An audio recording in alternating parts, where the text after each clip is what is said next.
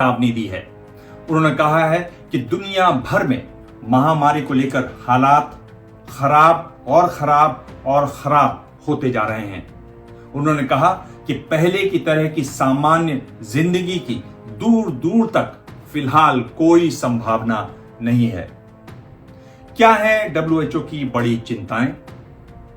WHO के सुझाव, किन देशों में हालात हैं सबसे ज्यादा खराब और उनकी वजह, इम्यूनिटी और वैक्सीन पर डब्ल्यूएचओ की राय, और यह जानना आपके लिए महत्वपूर्ण है, भारत में कोविड-19 के आंकड़े। आज इसी पर बात।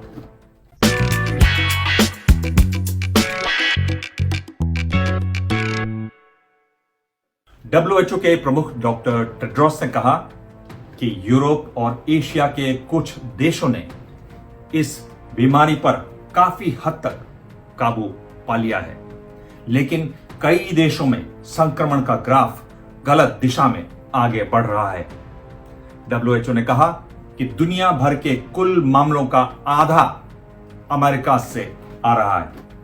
डब्ल्यूएचओ ने इस संक्रमण को रोकने के लिए जो खाका तैयार किया है, उसे अगर ये देश अभी भी लागू कर दें तो भी उछलते मामलों पर लगाम लगाई जा सकती है।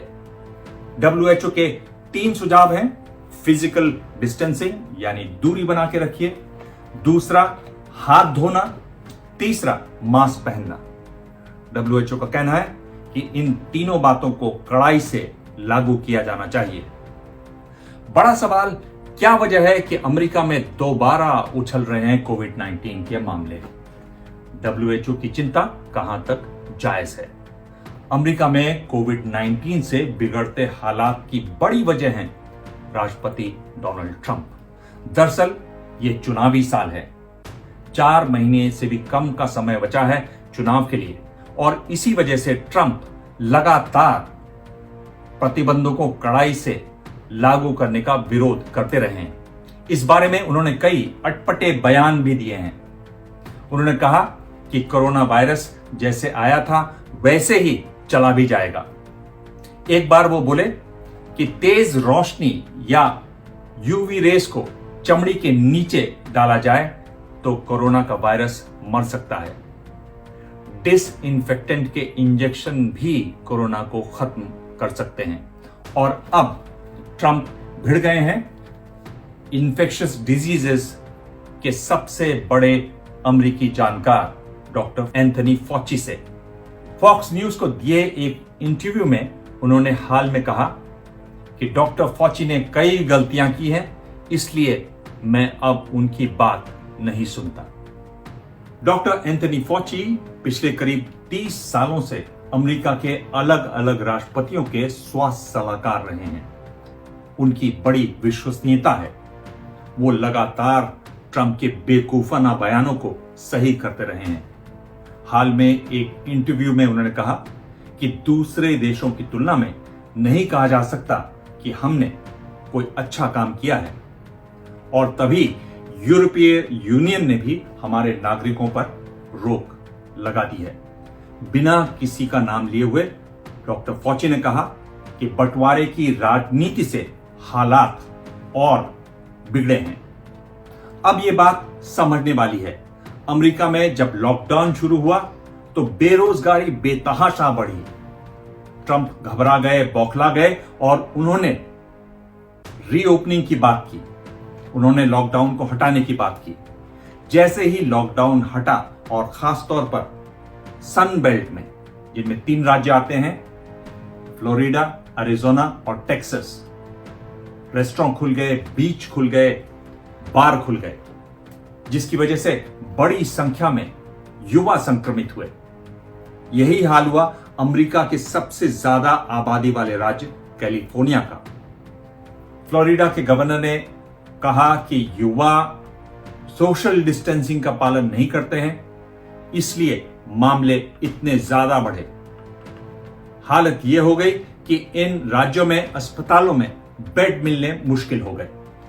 दुनिया भर में अमेरिका के बाद ब्राजील में हुई हैं सबसे ज्यादा मौतें, करीब 75,000, और मामले करीब 20 लाख। राष्ट्रपति जैर बोल्सोनारो ने कोरोना पर लगातार बेतुके बयान दिए हैं।